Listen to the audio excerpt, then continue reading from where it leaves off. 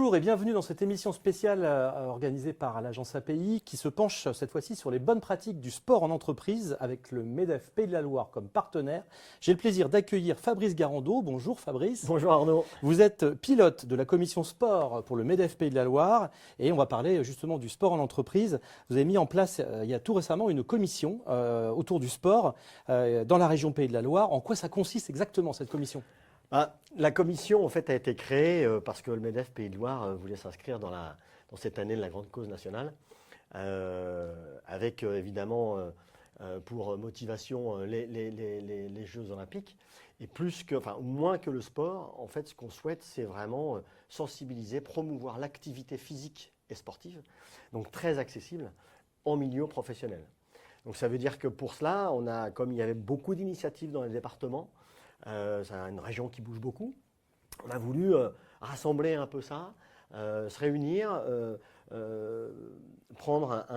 choisir ou faire bénéficier en tout cas à des adhérents d'intégrer la commission sport pour aligner les thématiques, être congruent sur la région. Et puis en ça, on s'est dit que pour rassembler tout le monde, l'événement est assez fédérateur et donc on a choisi de créer cet événement-là. Alors on va en parler dans un instant de cet événement, mais avant tout, quel est le bienfait du sport en entreprise ? Je suis dirigeant, je n'ai pas encore mis en place d'activité sportive dans mon entreprise.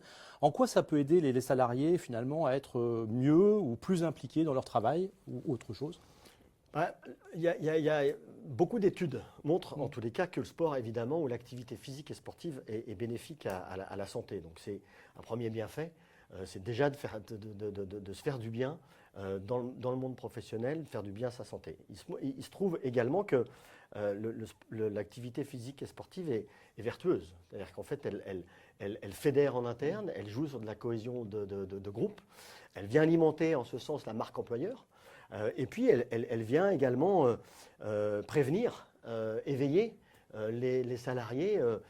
Par exemple, dans le monde du bâtiment, il n'est pas rare maintenant de ce que sur le chantier, on commence par une petite activité, 5 minutes, histoire chorégraphie ou petite mise en jambe pour bien commencer la journée, en tous les cas prévenir des accidents de travail. C'est presque une démarche RSE finalement.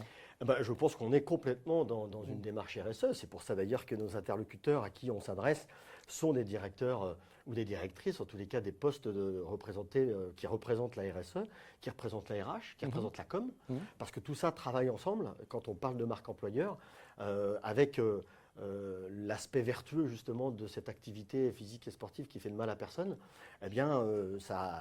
Ça concerne en fait beaucoup de personnes et notamment le bureau et la gouvernance de l'entreprise. Oui.